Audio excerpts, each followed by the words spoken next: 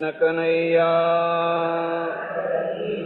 રામચંદ્ર ભગવાન ઉમાપતિ મહાદેવ પવન સુત હનુમાન કી સનાતન ધર્મ કી સદ્ગુરુદેવ કી વૈદ્યનાથ મહાદેવ નમઃ પાર્વતી પતે હર હર મહાદેવ હર. શબરીનું જે પાત્ર છે ને એક અદ્ભુત પાત્ર છે. આ બીજી વાતને યાદ રાખજો. ભૂંડી દશા ભલે આવે પણ ભૂંડી દશામાં પણ કોઈ સારા માણસનો સાથ મળે, કોઈ સંતનો, કોઈ મહાપુરુષનો સાથ મળે. તમે ભલે નદીમાં તણાવ, પૂર છે ને તણાવ છે, પણ એકાદ લાકડાને ચોંટી પડો, એકાદ લાકડાને એવી રીતે ચોંટી જાઓ તો એ લાકડું તમને ડૂબવા દેશે. પણ જો કોઈ સમર્થ લાકડાને ચોંટી પડતા ના આવડ્યું ને તો આ પૂર તમને ડૂબાડી નાખશે. સંસાર એક પૂર છે, ભલભલા હાથી એમાં ડૂબી જતા હોય છે. શબરી છે ને ભીલડી નથી. ભીલડી હોય તો વાંધો નહીં, બ્રાહ્મણી છે, પણ બચપણથી એને વૈરાગ્ય છે અને બચપણથી એને ભક્તિભાવ છે, બચપણથી એને એક તીવ્ર ઉત્કંઠા છે. અને ઉત્કંઠા એ છે ભગવાન મને ક્યારે મળશે, ભગવાન મને ક્યારે મળશે, ભગવાન મને ક્યારે મળશે. અને ઉત્કંઠાને પૂરી કરવા માટે એણે લગ્ન કર્યા. એણે એમ વિચાર કર્યો કે હું લગ્ન કરું અને અનુકૂળ માણસ ના મળ્યો તો, પ્રતિકૂળ મળ્યો તો મારી જે અપેક્ષાઓ છે એ પૂરી થશે. એટલે મારે આ બધું જોઈતું નથી અને મારે આવી કોઈ ઈચ્છા નથી, મારે કોઈ ઈચ્છા નથી. તમને વચ્ચે એક બીજી વાત કહું. તમે એનિબિસનનું નામ સાંભળ્યું હશે. થિયોસોફિકલ સોસાયટી, અને સોસાયટીની ભારતમાં સ્થાપના કરનાર એનિબિસન છે ને, પાદરીની પત્ની, બહુ આસ્તિક, બહુ ધાર્મિક. એનો પતિ પણ બહુ સારો, બહુ ભલો. પણ બન્યું એવું કે એના 2 છોકરાઓ એક સાથે મરી ગયા, 2 જ સંતાન. આ ગોરા લોકોને વધારે સંતાન હોય ને. તમને આ પણ મુદ્દો કહી દઉં, જેમ જેમ સંતાનોનું પ્રમાણ મોટું વધતું જાય એમ એમ પ્રજા લોઅર પ્રજા થતી જાય. એક ઉંદરડી એક વર્ષમાં કેટલા બચ્ચા આપે તમને ખબર છે? 250. એક ઉંદરડીમાંથી એક વર્ષમાં 250 ઉંદરડા પેદા થાય. કઈ જોયું એમનું રાજ? જોયું કોઈ જગ્યાએ કે અહીં ઉંદરનું રાજ ચાલે છે?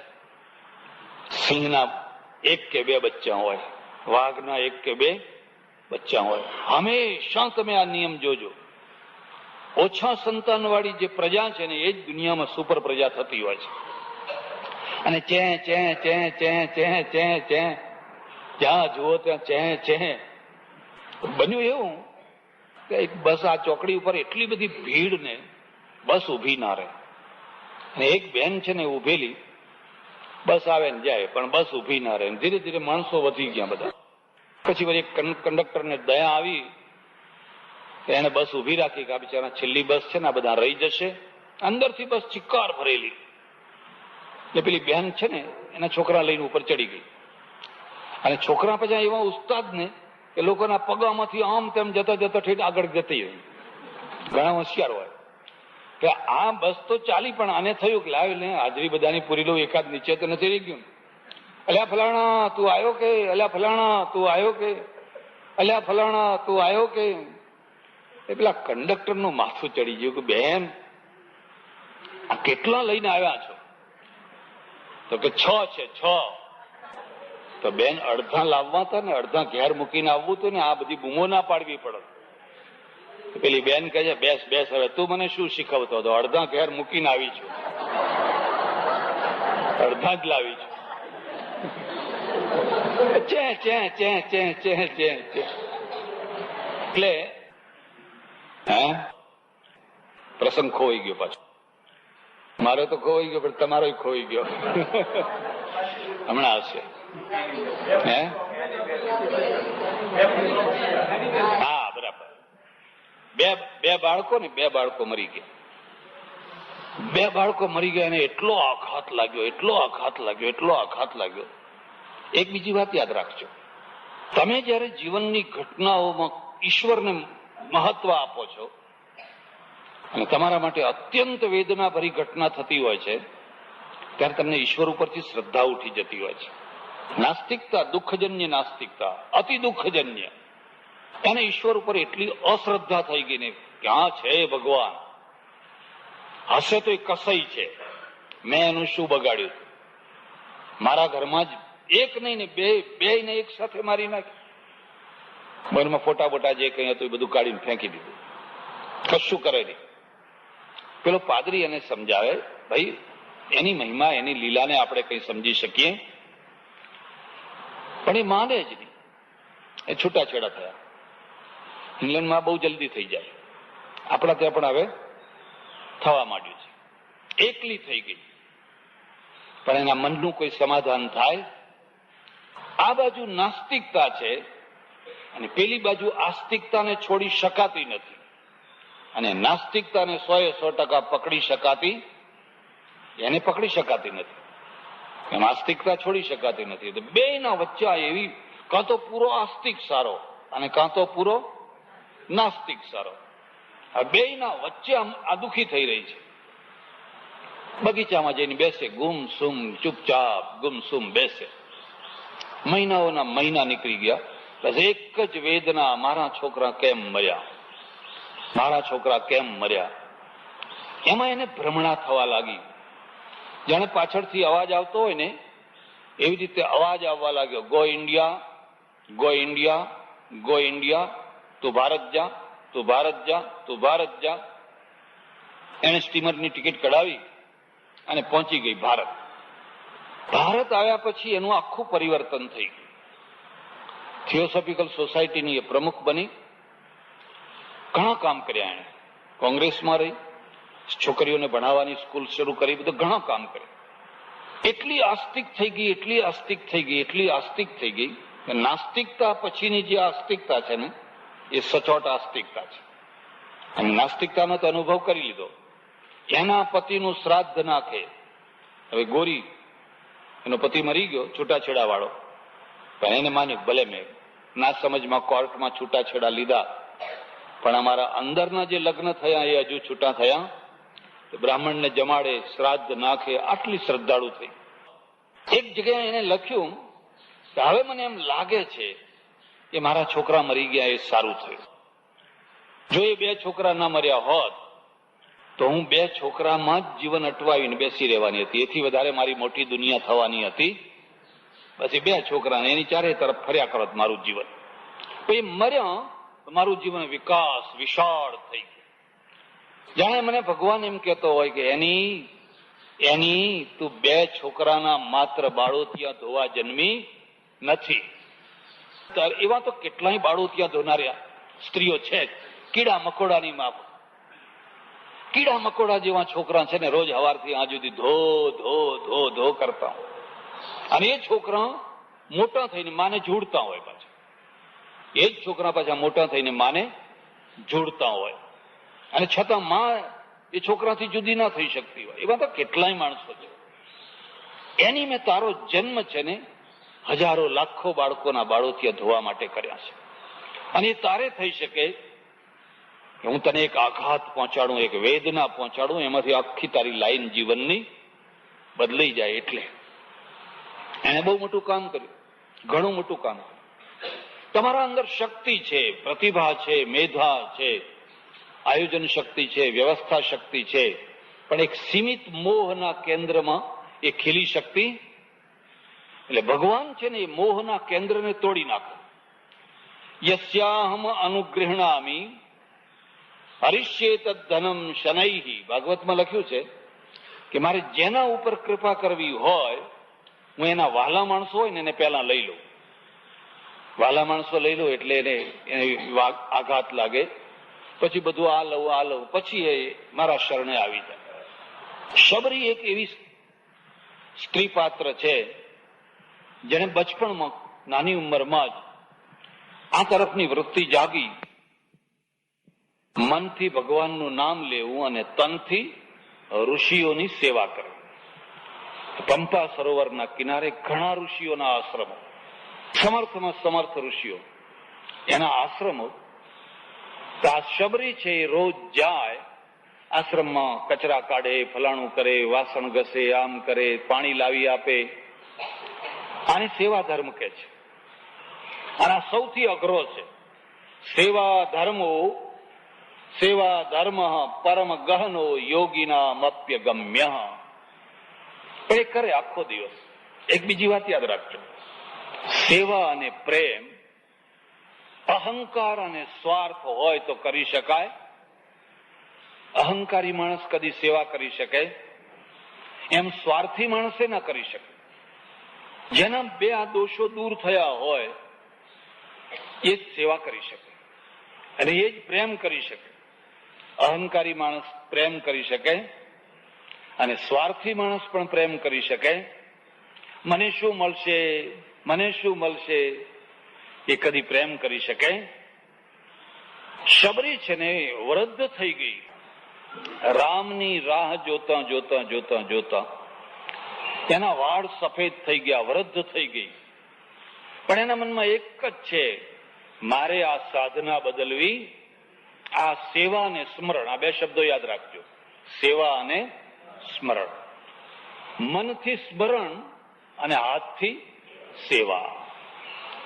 એક બીજી વાત પણ યાદ રાખજો, તમે જયારે જીવનના ચાલુ પ્રવાહમાં ચાલો છો, ચાલુ પ્રવાહમાં, તો એ ટીકા કરનારા ટીકા તો કરતા જ હોય છે.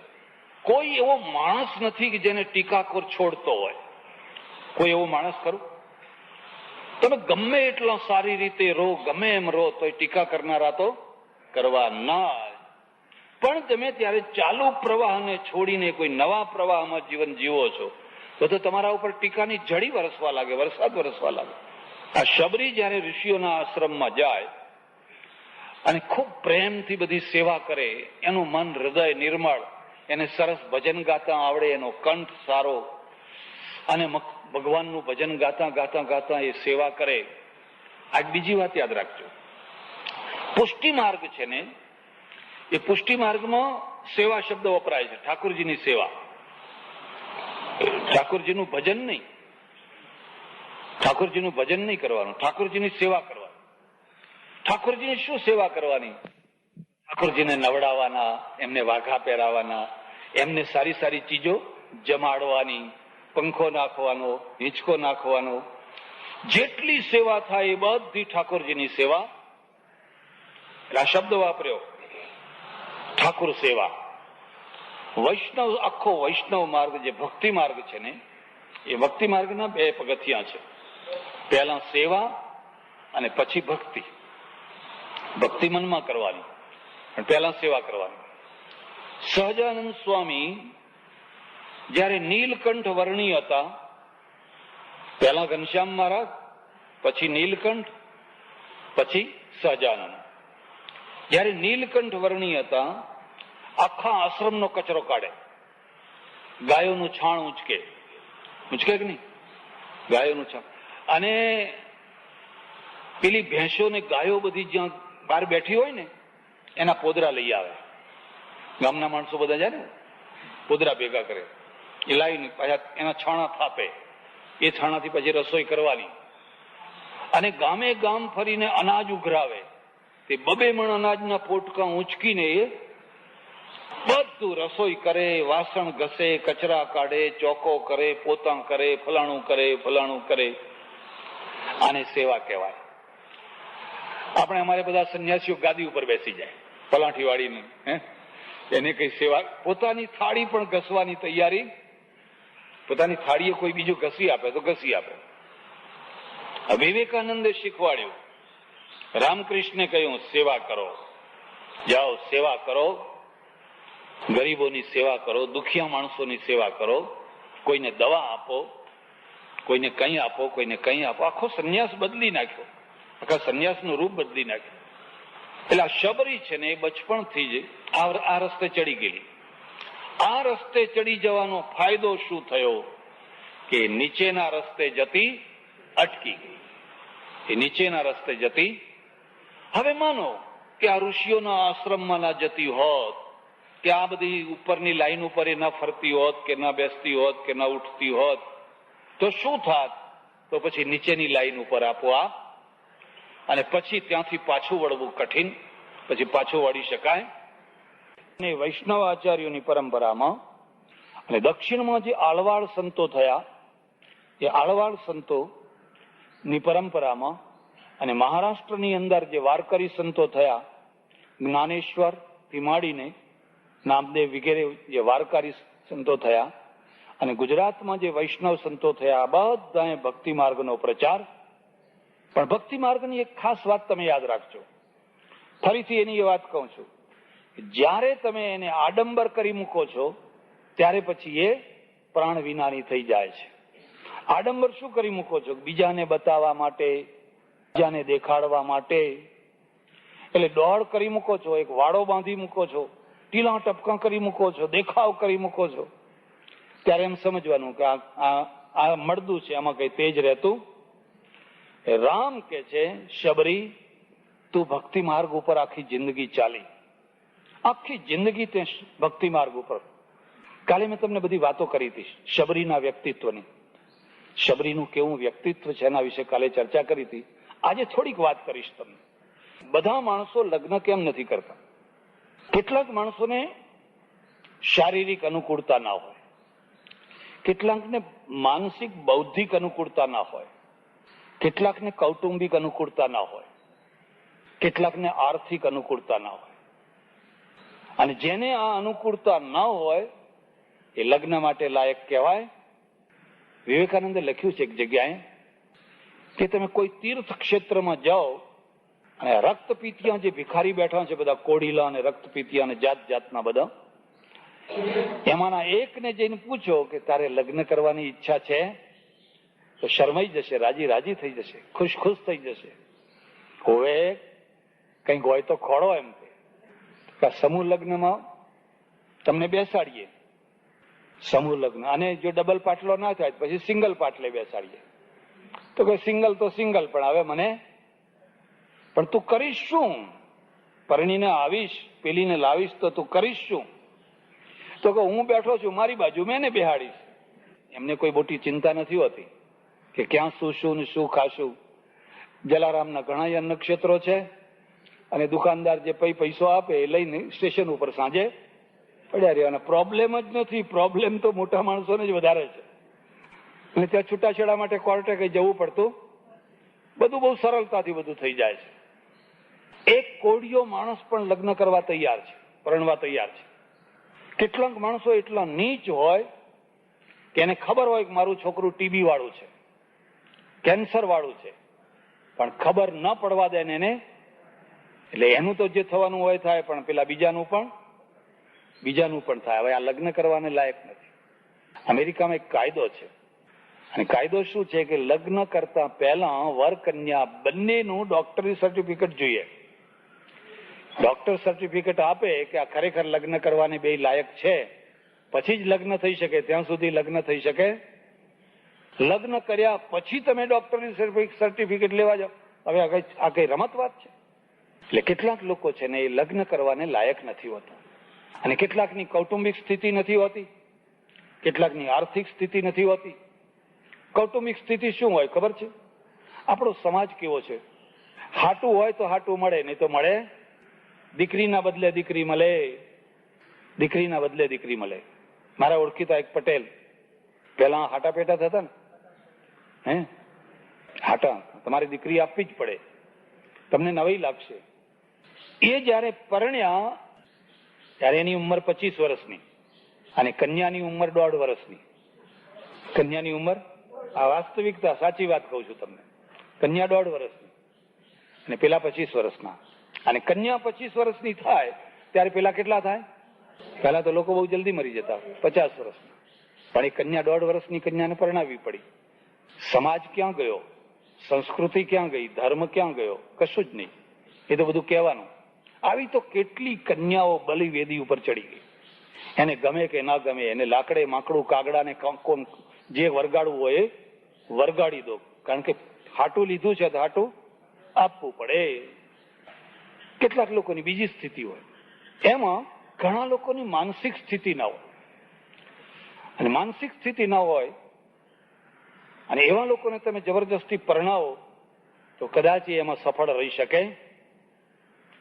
શબરી એક એવી સાધ્વી છે, એવી એક તપસ્વીની છે, જે શારીરિક, માનસિક, આર્થિક બધી રીતે એમ સમજે છે કે હવે મને ભગવાનના રસ્તે જ જીવન ગાળવા દે. જે માર્ગે જઈને આપણે સફળ ન થઈએ, સુખી ન થઈએ, દુઃખી થઈએ અને આપણાથી બીજા દુઃખી થાય, એવા માર્ગે જવાનો શો અર્થ છે? જો હું સુખી ના થઉં તો કંઈ નહીં, પણ હું બીજાને પણ સુખી ના કરી શકું અને મને એમ ચોખ્ખું લાગતું હોય કે હું સુખી નહીં કરી શકું, તો પછી મારે એ રસ્તે જઈ અને નકામા દુઃખના ડુંગર ઉભા કરવા, એનો શો અર્થ છે? એના કરતા એકલા જીવનને ખેંચી નાખવા દે. પણ ખેંચીશ તો ક્યાં ખેંચીશ? ઋષિઓના વચ્ચે. સંઘની બહુ મોટી અસર હોય છે, સમૂહની બહુ મોટી અસર હોય છે. આ ઋષિઓના વચ્ચે રહીશ, અને ઋષિઓના વચ્ચે રહીશ તો મારા જીવનની અંદર આપોઆપ એક સદવૃત્તિ ઊભી થશે. ઋષિઓના વચ્ચે રહે છે અને વૃત્તિ રામ પાસે છે. ક્યાં છે? રામ પાસે છે. એક બીજી વાત યાદ રાખજો, તમારા મગજની અંદર કોઈ ને કોઈ એક લક્ષ્ય હોવું જોઈએ. જો લક્ષ્ય વિનાનું મગજ હશે ને તો તમે થાકી જશો. ભલે કાલ્પનિક તો કાલ્પનિક, સાચું તો સાચું, ખોટું તો ખોટું, પણ એક લક્ષ્ય હોવું જોઈએ.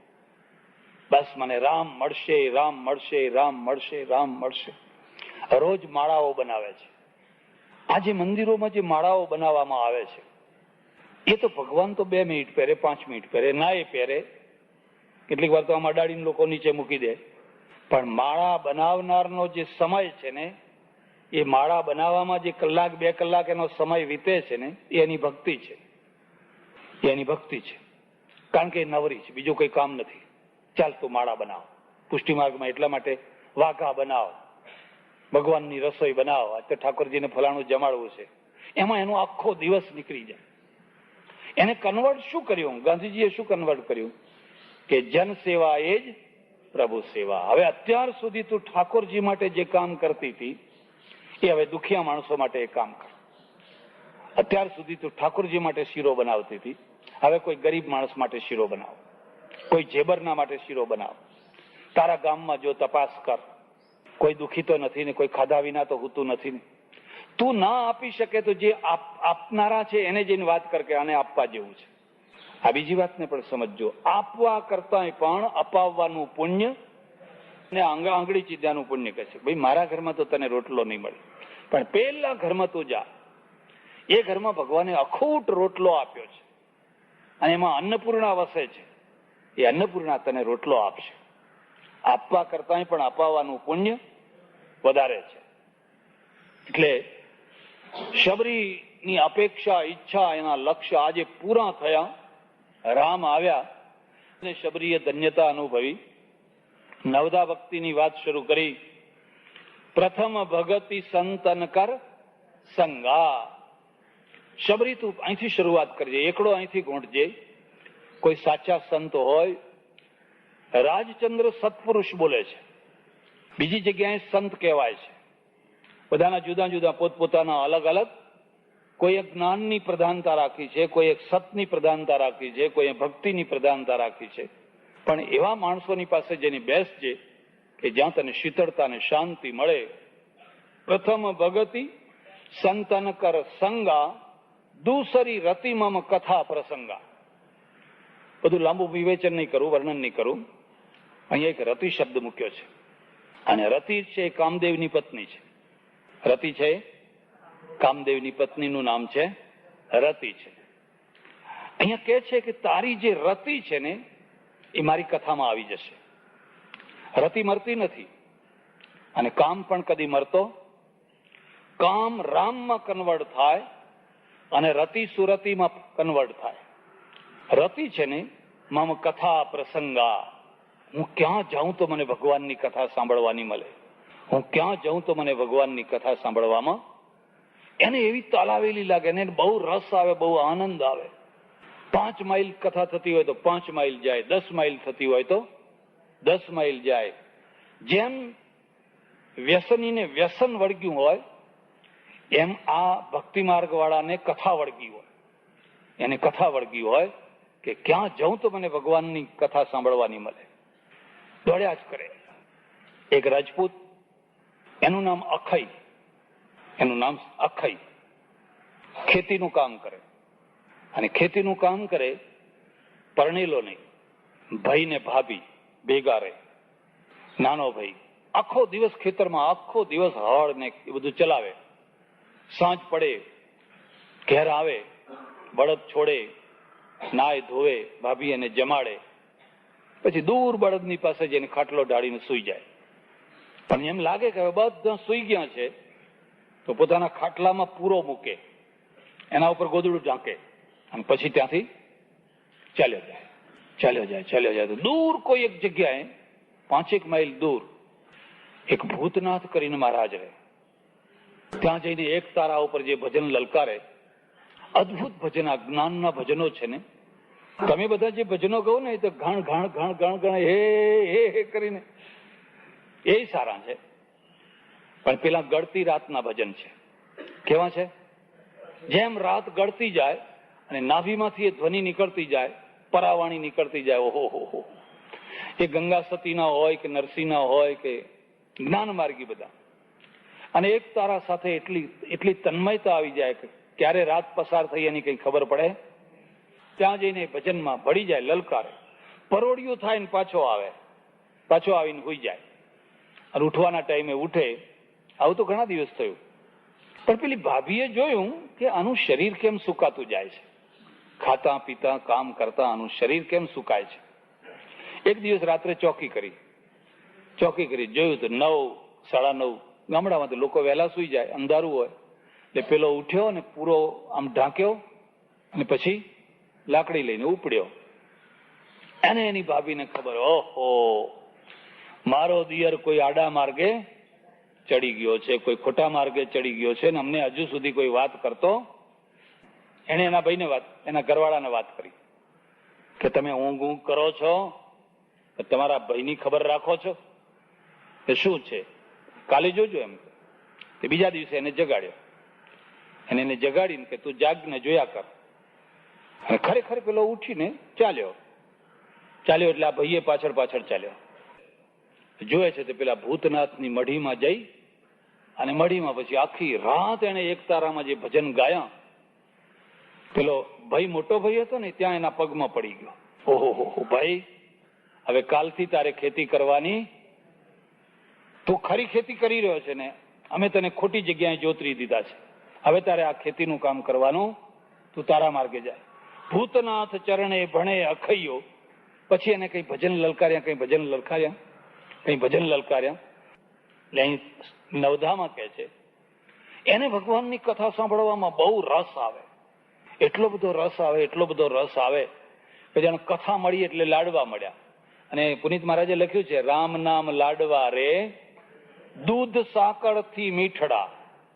રામ નામ લાડવા રે દૂધ સાકર થી. દૂસરી રતિમાં કથા પ્રસંગા, તીસરી ગુણગાન.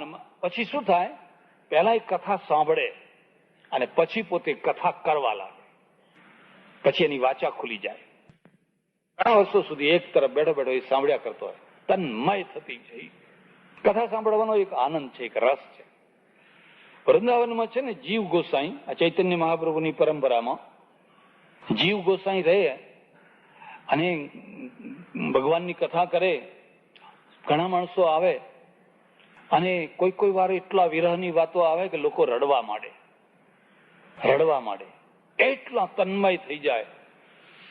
નારદે લખ્યું છે, જયારે કથા સાંભળતા કે ભજન કરતા જયારે પ્રેમના આંસુ ઉભરાવા લાગે, અંદરમાંથી આંસુઓનો ધોધ વહેવા લાગે ને, બસ એને પુલકિત શરીરા, રામાયણમાં એના માટે શબ્દ વાપર્યો છે, ગદ ગદ ગીરા પુલકિત શરીરા. એની ગીરા પછી વાણી બોલી ન શકાય, ગદગદ થઈ જાય અને શરીર આખું પુલકિત થઈ જાય, એકદમ રોમે રોમ નાચવા લાગે. તે બધા રડવા લાગે, બધા રડવા લાગે. હવે એમાં એક મહંત આવે, એને બિચારાને રડવું ના આવે. બધા રડે પણ એને રડવું આવે, એની ઈચ્છા થાય અને પછી ઘેર જઈને બહુ દુઃખી થાય, ઘરે રે હું કેવા કઠણ કાળજાનો છું કે મને રડવું આવતું નથી. આ બધા રડે છે, પ્રેમાશ્રુથી ઉભરાઈ જાય છે, રાધે રાધે રાધે કરવા લાગે. એની સાથે તો બધા રડા રડ કરવા લાગે. પછી એને રસ્તો ખોરી કાઢ્યો. રસ્તો શું ખોરી કાઢ્યો? મરચાની પોટલી બનાવી. મરચાની પોટલી છે ને હંતાડીને લઈ ગયો અને જયારે બધા રડવા માંડે ને એટલે ધીરે રૂમાલના બાને પેલા મરચા અહીંયા આંખમાં આગા પાછા, મરચા આંખમાં લાગે એટલે પછી પાણી આવે. 2-4 દિવસ તો બરાબર એ રીતે ચાલ્યું. પણ પછી બાજુનો બેઠેલો જે માણસ હતો ને એ જાણી ગયો, કારણ કે એ તો બધા દેખાદેખી રડતા.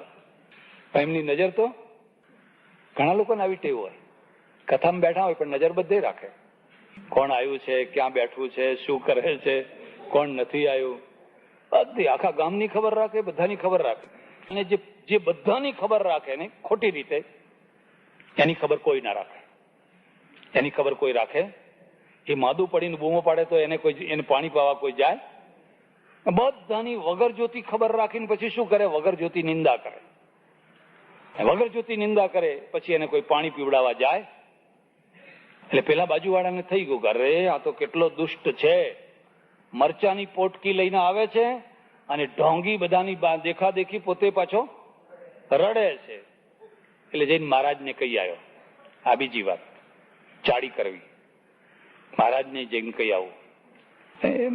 મહારાજને કહ્યું, જો એક ઢોંગી માણસ આવે છે, મરચાની પોટલી લઈને આવે છે અને બધા રડે ત્યારે આંખે પોટલી અડાડીને એ રડે છે, જુઠ્ઠે જુઠ્ઠું રડે છે. એમ કે કયો? કે મને બતાવજે. એ બતાવ્યો, પેલો બેઠો એ.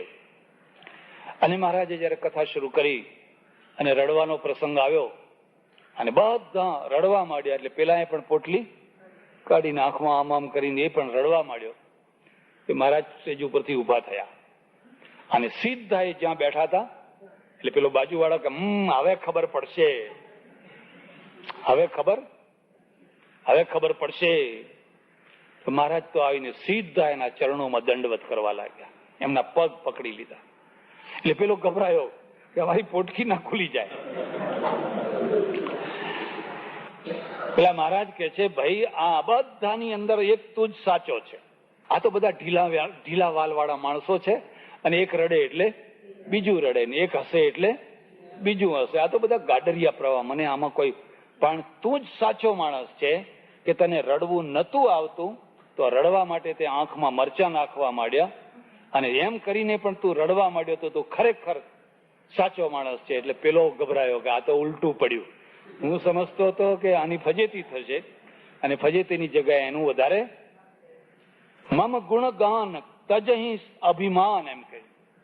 પછી તો મારા ગુણગાન ગાવામાં એટલો મસ્ત થઈ જાય અને અભિમાન છોડીને ગુણગાન ગાય. એને અભિમાન હોય. ચોથી ભગતી વેદ પ્રકાશા, પંચમ ભજન સુવેદ પ્રકાશા. પછી એને વેદનો પ્રકાશ થાય. વેદ એટલે જ્ઞાન, ઉપનિષદ. આ વાતને પણ સમજજો. જ્ઞાન બે રીતે આવે છે, નાભીમાંથી આવે છે ને મગજમાંથી આવે છે. મગજમાંથી જે જ્ઞાન આવે એ માહિતી જ્ઞાન છે. ગીતામાં આમ લખ્યું છે, ભાગવતમાં આમ લખ્યું છે, ફલાણા વેદમાં આમ લખ્યું છે, એ બધી માહિતી છે. નાભીમાંથી જે આવે એ પરાવાણી છે. રામકૃષ્ણ ભણ્યા નતા, કબીર ભણ્યા નતા, મોટા ભાગના સંતો તમે જુઓ તો ભણ્યા નતા. એમનું જ્ઞાન જે છે ને મગજમાંથી નહીં, પણ ક્યાંથી આવે છે? નાભીમાંથી આવે છે. અને એટલું અદ્ભુત હોય છે. કેશવચંદ્ર સેન જેવો બેરિસ્ટર, એ જમાનાનો વિલાયત ભણેલો બેરિસ્ટર, બ્રહ્મો સમાજનો નેતા, એ રામકૃષ્ણ પાસે બેઠા હોય અને એનો એકે એક શબ્દ લખ્યા કરે. કેટલીક વાણી એવી હોય કે તમારે એકે એક શબ્દ લખી લેવાનું મન થાય કે આ તો ભાઈ આ નવું આવ્યું, લખી લો. ત્યારે આવું ટેપ રેકોર્ડર નતું એટલે તો લોકો લખી લે. એ નોંધપોથી લઈને બેઠા હોય ને બધું લખ્યા કરે અને આ મસ્તીમાં બોલ્યા કરે. જ્યારે જુઓ ત્યારે કોઈ ગ્રંથ નહીં જોવાનો, કાલ આવજો, પરમ દિવસે આવજો, ફલાણા આવશો, કશું જ નહીં. ધાડ ધાડ ધાડ ધાડ.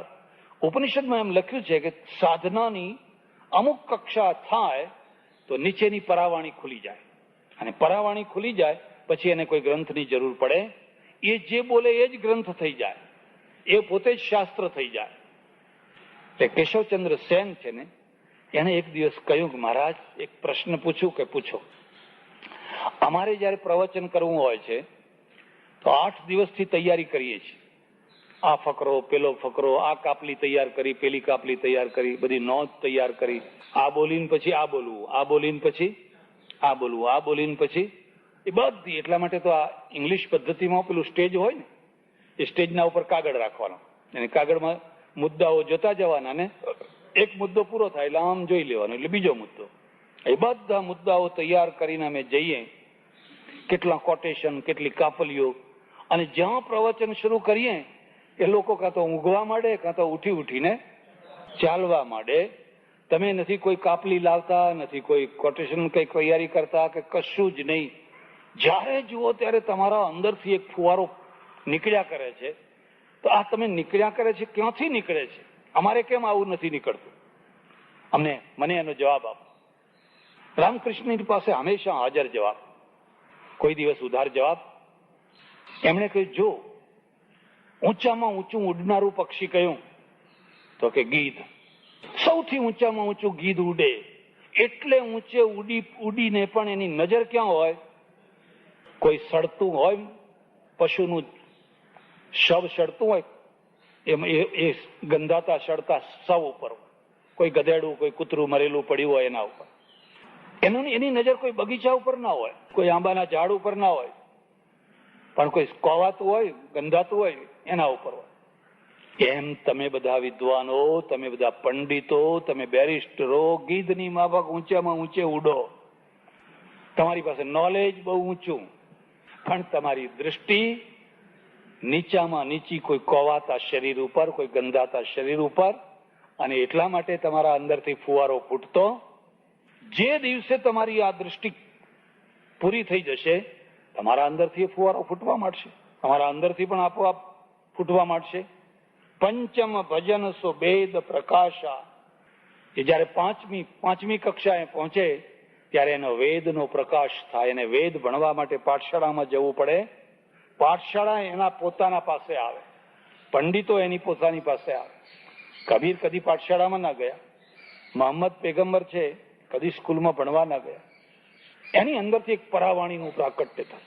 છઠદમ શીલ બિરતી બહુ ધર્મ. જયારે 6ઠી કક્ષાએ પહોંચે ત્યારે એની અંદર છઠદમ શીલ બિરતી બહુ ધર્મ, ત્યારે એની અંદર સહજ રીતે પોતાના ઉપર દમન કરવાની શક્તિ મેળવે. એ પ્રવાહમાં તણાતો અટકી જાય. એક જીવ તો પ્રવાહમાં તણાય છે, નથી તણાવવું તો પણ તણાય છે. પછી આ જયારે 6ઠી કક્ષાએ પહોંચે તો એની અંદર દમન વૃત્તિ આવે. જેમ ઘોડાને ચોકડું હોય, અને ચોકડું તમે ખેંચીને બરાબર પકડો તો ઘોડું ઊભું રહી જાય. પણ ઘોડા ઉપર તમે બેઠા હો અને લગામ ના હોય, ચોકડું ના હોય, કશું જ ના હોય, હવે ઘોડું તમારું અટકાવેલું અટકે? એ અટકાય. એ ક્યારે અટકે? જયારે તમને પછાડે ત્યારે અટકે. એટલે છઠદમ શીલ વિરતિ બહુ ધર્મ. એમાં શીલ વૃત્તિ આવે, એમાં વિરતિ આવે, વૈરાગ્ય વૃત્તિ આવે, અને અનેક પ્રકારના સારા સારા ધર્મો આવે. સપ્તમ મોહી મય જગ દેખા. અને જયારે 7મી કક્ષામાં પહોંચે તો આખું બ્રહ્માંડમાં પરમાત્મા જ પરમાત્મા એને દેખાય. મોહી મય જગ દેખા, મોતે અધિક સંત કર લેખા. અને મારાથી પણ કોઈ સંતના અંદર એને વધારે પ્રેમ થાય, વધારે ભાવ થાય. અષ્ટમ જથા લાભ સંતોષા. અને જયારે 8મી કક્ષાએ જોય તો યદૃચ્છા લાભ સંતુષ્ટ. જે મળ્યું એમાં સંતોષ. બસ આ તો ઘણું થઈ ગયું, આટલું ઘણું થઈ ગયું. અષ્ટમ જથા લાભ સંતોષા, નવમ સરળ સબ છન છલહીના. જયારે 9મી કક્ષાએ પહોંચે તો કોઈની સાથે છળ કપટ ના કરે. બધાના મમ ભરોસ હિય